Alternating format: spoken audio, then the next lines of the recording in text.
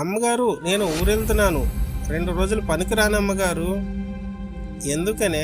ఏ ఊరు వెళ్తున్నావు? మేమందరం తిరుపతి వెళ్తున్నాం అమ్మగారు. సరే వెళ్ళిరా. ఈ 100 రూపాయలు తీసుకుని వెళ్ళి ఆ వెంకటేశ్వర స్వామికి చేరేటట్లు చూడు లక్ష్మి. సరే అమ్మగారు. 100 రూపాయలు తీసుకున్న లక్ష్మి కొంగుని కట్టుకొని బయలుదేరింది.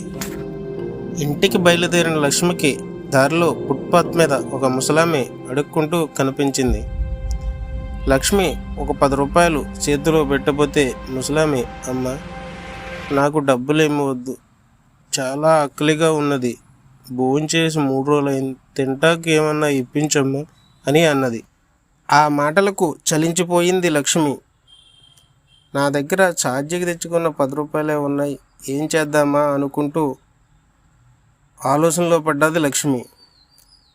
ఈలోగా అమ్మగారిచ్చిన 100 రూపాయలు గుర్తుకు వచ్చాయి. ఈ కొంగునున్న 100 రూపాయలు తీసుకుని ఒక భోజనం కొని తినమ్మా అని చెప్పి ఇచ్చి వెళ్ళింది లక్ష్మి. ఈలోగా అమ్మగారికి కలలో ఒక శబ్దం వినిపించింది. నువ్వు పంపించిన 100 రూపాయలు నా దాకా చేరుకున్నాయి అనే శబ్దం వినిపించింది. తులుక్కుబడి లెగిసిన అమ్మగారు, ఇదేటి కల ఇలా వచ్చినది? లక్ష్మి ఇంకా ఇల్లుండదు కదా అనుకుంటూ లక్ష్మికి ఫోన్ చేసింది. లక్ష్మి జరిగినదంతా చెబుతుంది.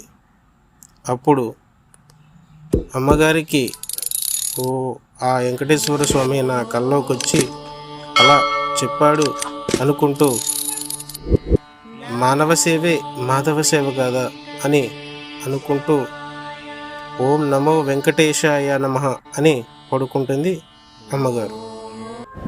Thank you for watching. Please subscribe.